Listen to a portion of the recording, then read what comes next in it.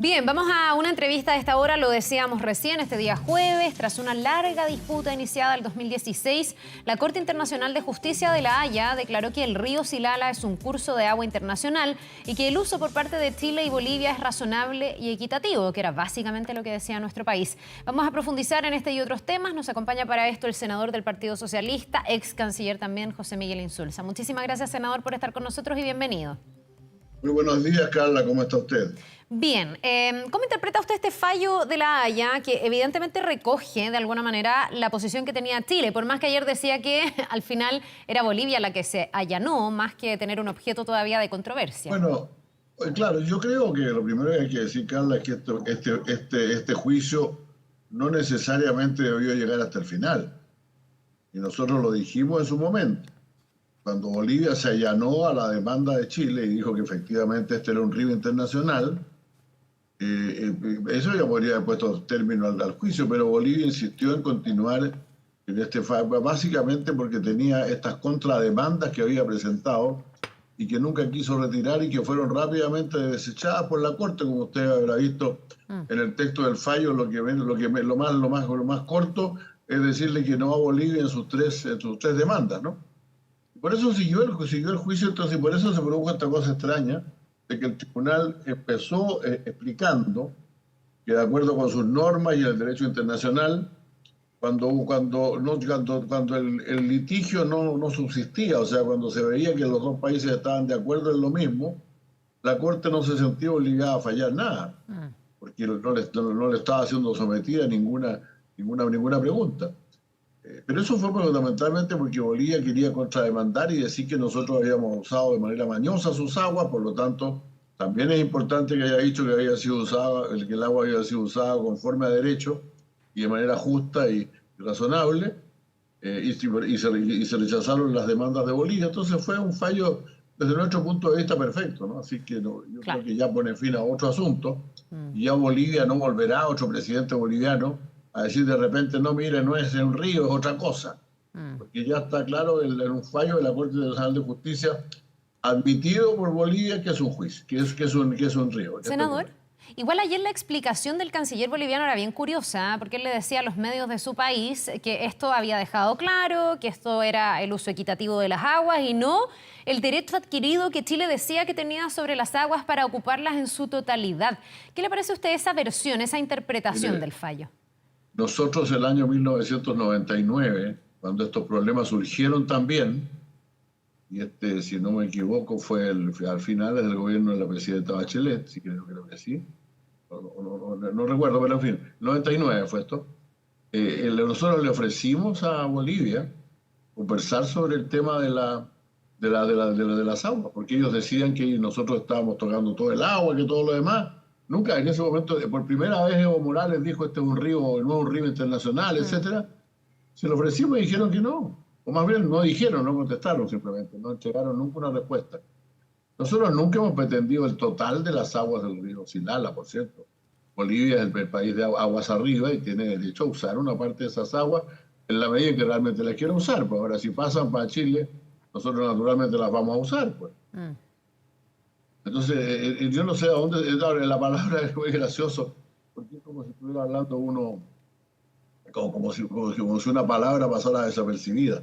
Dijo que Chile no tiene derecho al total de las aguas del río Silala. Nunca hemos proclamado tener derecho al total de las aguas del río Silala, solamente a una parte razonable, como se ha usado siempre. Ya, pero usted eso lo interpreta como un error del canciller boliviano, lo interpreta como una justificación, porque también me imagino que Bolivia tiene que entrar a justificar el por qué en el fondo no terminó esto antes, no llegó a un acuerdo con Chile, si al final terminó allanándose efectivamente a la posición chilena. Bueno, lo que pasa es que, claro, Chile usa el río, Bolivia no lo usa. Pero Chile nunca ha dicho que tiene todo, y por eso le ofreció negociar el tema a Bolivia. Pero Chile nunca ha dicho, mire, toda el agua es mía, por Dios. Pero no lo podría decir, pues imagínese usted. Si nosotros empezáramos a proclamar ahora eso, Bolivia podría reclamar también que todo el agua del Lauca es de ellos, pues. ¿Es una confusión del canciller boliviano? En el caso, ¿perdón? ¿Es una confusión del canciller boliviano? No, una confusión, es una confusión, yo creo una confusión deliberada, ¿no? Porque él se basa en un hecho real. y es que Chile está usando el río y Bolivia no lo está usando. Entonces, a raíz de eso, dice, nosotros tenemos la pretensión de de usar todo el agua sin que le toque nada a Bolivia, y eso lo hemos dicho un millón de veces. Hemos ofrecido incluso conversar con ellos. Así que yo creo que no, este tema que deja claro cuál es la propiedad del agua, que Chile está haciendo un uso razonable de él, y si Bolivia quiere usar una parte del agua, tendrá que decirnos y tendrá que decir para qué la quiere usar, pues. Senador, yo le pregunto por las declaraciones del canciller, básicamente porque aquí hay un tema estrictamente jurídico, pero también evidentemente hay un contexto político. Las relaciones con Bolivia no han sido fáciles, esta ya es la segunda vez que estamos en La Haya, antes por el tema marítimo, ahora por el tema del Silala. Uno se pregunta si este fallo, con una estrategia chilena que, mirado en retrospectiva, fue buena, fue inteligente, si este fallo cierra de alguna manera los capítulos de las controversias y puede abrir una nueva etapa y mejores relaciones, como decía ayer el presidente Boric, que él va a trabajar por mejorar las relaciones con Bolivia. Bueno, yo espero que sí, espero que sí. Hay una agenda de 12 puntos que se planteó alguna vez, y como nosotros estábamos disponibles para una agenda sin restricciones, nosotros aceptamos que se incluyera ahí el tema del mar y el tema del Silala. Naturalmente yo parto de la base que esos temas de la agenda de 12 puntos ya fueron fallados en corte, por lo tanto no tiene mucho sentido discutirlos de nuevo, pero el resto de la agenda estamos dispuestos a discutirlo plenamente. Tenemos muchas cosas pendientes y muchas cosas útiles que hacer con Bolivia. Y lo digo yo desde una región en la cual que naturalmente se perjudica muchas veces por estos conflictos, porque todavía quedan cosas importantes en Arica y Parinacota, que es necesario resolver con Bolivia, y hemos querido siempre resolverlas. Por ejemplo, un oleoducto que Chile le cedió a Bolivia, pero que no está siendo utilizado ahora, y cuyas instalaciones quedan en el centro de la ciudad. Nosotros nos gustaría conversar sobre ese tema con Bolivia, naturalmente, de manera muy razonable. Si entendemos que este oleoducto nosotros se lo entregamos a ellos, si no lo van a usar, busquemos alguna forma de poder utilizarlo nosotros. El tren nosotros todos los años se incluye en el presupuesto nacional un fondo para mantener el ferrocarril Arica-La Paz. Y ese ferrocarril no está siendo usado porque Bolivia no lo quiere usar, como se demostró el año pasado cuando llevamos un tren, llevamos en consonancia con las redes bolivianas, llevamos un tren hasta Vivir y listo para pasar hasta Santa Cruz. Pero los camioneros bolivianos no lo dejaron entrar y no se está usando el tren, porque el tren sigue sin usarse. Entonces, esas cosas nosotros quisiéramos conversarlas con Bolivia. En mi región son temas, por decirlo, son temas centrales, no son temas adyacentes, menores. Pero no ha sido posible hasta ahora. Ya, vamos a ver si viene una nueva etapa. Ahí tiene que haber disposición también para poder conversar esos puntos y poder mejorar el diálogo entre ambos países. Así lo esperamos nosotros. Nosotros, entre paréntesis, déjeme decirle que en la región de Arica y Parinacota hay una cantidad de ciudadanos bolivianos que están vinculados además étnicamente por una parte importante de la población. Así que nadie quiere más que nosotros que las cosas con Bolivia fluyan de mucho mejor manera. Yo le decía, senador, mirado en retrospectiva, parece ser, yo creo que ayer queda en evidencia eso, que la estrategia chilena fue buena, porque recordemos que por el tema del mar fue al revés, nosotros fuimos demandados por Bolivia, pero en este tema, después como de una bravata de Evo Morales en ese momento, Chile decide ir a la ofensiva y demandar. Pareciera ser que eso a la larga rindió sus frutos, digamos, porque ayer, por más que no hay un objeto de controversia según el tribunal y ya las partes están como de acuerdo, finalmente se logra lo que Chile quería, que era tener la certeza jurídica y decirle a Bolivia lo que pasa hoy está bien, es lo que tiene que pasar, es el uso equitativo de las aguas.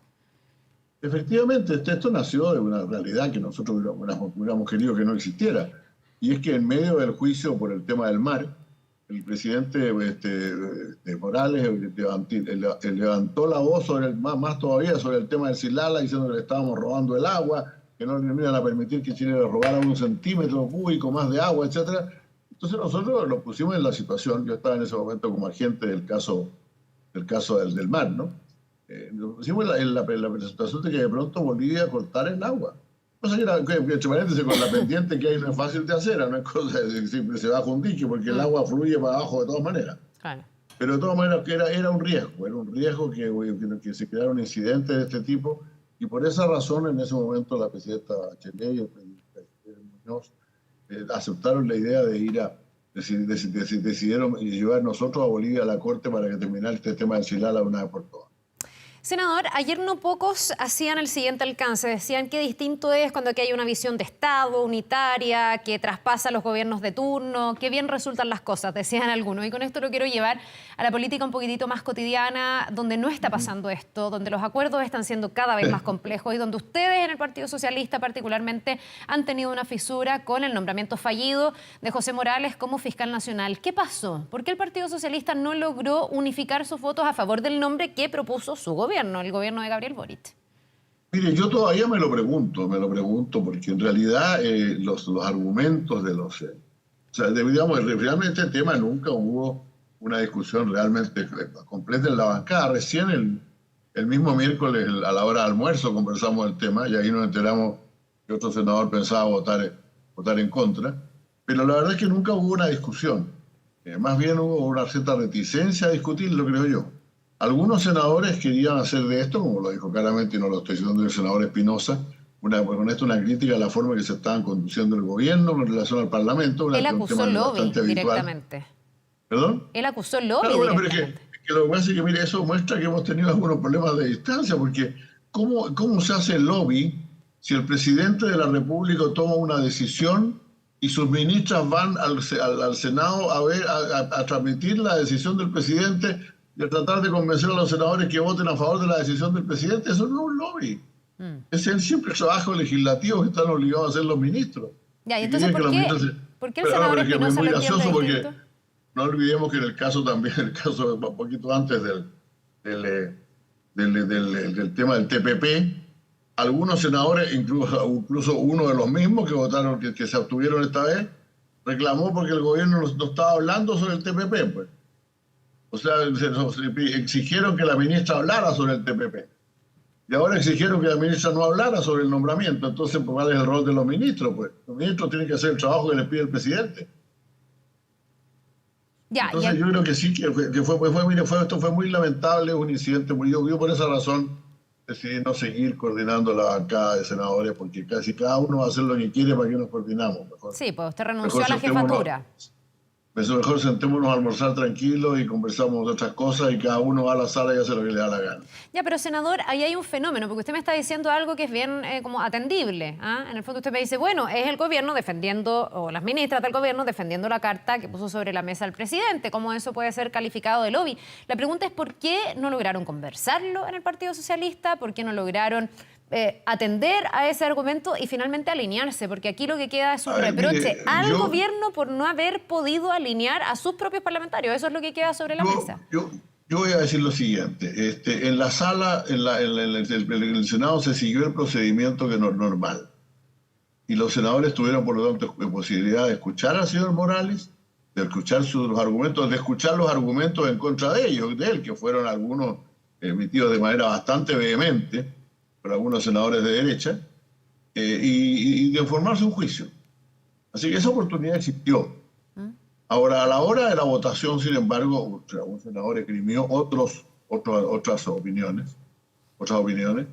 Nos sorprendimos, realmente yo tengo que confesar que nosotros nos sorprendimos con la decisión del senador Gastón Saavedra, que al parecer consideró que los argumentos que se habían dado en contra eran tremendos. Entonces, la verdad es que uno se pregunta, pero ¿cómo un senador se puede formar ese juicio en pocas horas?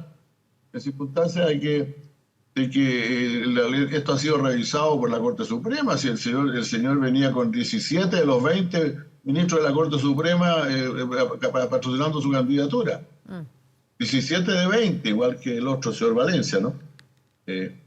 Enseguida, que después los ministros habían revisado esto, ¿cierto? Se discutió. Nosotros incluso le hicimos ver al gobierno en algún momento que se estaba demorando demasiado en decidir el tema del fiscal. Entonces las oportunidades de discutir esto, de plantear las dudas, de aclarar las dudas que yo supongo que han tenido otros porque a lo largo de este proceso, y supongo que además se podrían preguntar al enorme grupo de gente, de fiscales del país que adhirieron a la candidatura del señor Morales, que les parecía bien, al señor Morales se le podrían haber preguntado qué había pasado con estas cosas. Pero algunos prefirieron quedarse con lo que habían leído en los diarios, ¿no? Ahora, eso no es responsabilidad del gobierno. Eso no es responsabilidad del gobierno. Es una acción partidaria que a mí me parece muy lamentable, porque era primera vez, ¿no? Yo me sentí un poquito, más bien, no me sentí muy bien cuando algunos senadores que otras veces votaban contra el gobierno hacían gala de su adhesión al gobierno y decían que nosotros estamos aquí porque el presidente de la República propuso este nombre y nosotros somos senadores de gobierno, etcétera. Nos dieron lo mismo que habían hecho algunos socialistas antes. Nosotros éramos el partido que más ha apoyado al presidente de la República formalmente en el Congreso, sí, con sus senadores y diputados votando siempre a favor de lo que plantea el presidente, y esta vez quedamos como el que había echado, el que había aguado la fiesta, ¿no? Senador, para cerrar, entendiendo que usted me dice que voy a coordinar, si en el fondo tratamos de coordinarnos y aquí cada uno hace lo que quiere, ¿usted ve esto como un hecho puntual? Porque me ha hablado en pasado, me dice, éramos el partido más ordenado, éramos el partido más leal. ¿Usted cree que aquí hay un germen que se instala y que puede venir una fisura en la forma de alinearse y la forma de algunos dentro del Partido Socialista comunicarse con el gobierno? ¿O es un hecho puntual y deberían seguir siendo ese partido ordenado, leal que han sido hasta ahora? Yo espero que sea un hecho puntual, francamente. Por ejemplo, además concurren en distintas circunstancias, un senador que salió del país, etcétera. La senadora Isabel Allende, que desgraciadamente ha estado incapacitada en las últimas semanas y ya muy pronto se va a reintegrar a la bancada, y ha sido siempre un factor importante de unidad. Por lo tanto, yo espero que esto sea que se discuta de buena manera y de manera muy circunstanciada, para saber si se va a seguir por esta línea o se va a cambiar. Pero esto yo creo que también debería discutirse con la dirección del partido, ¿no? Queda como un precedente para discutir. Le queremos agradecer, senador Insulza. Un muy mal precedente, Ana. Bueno, ahí lo tendrán que sacar sus conclusiones, sus reflexiones y ver cómo enfrentarlo. Gracias, senador, por habernos acompañado esta mañana con estos temas. Muchas gracias, Carla. Muy buenos días. Que le vaya muy bien. Hasta luego. Gracias. Buen día, gracias.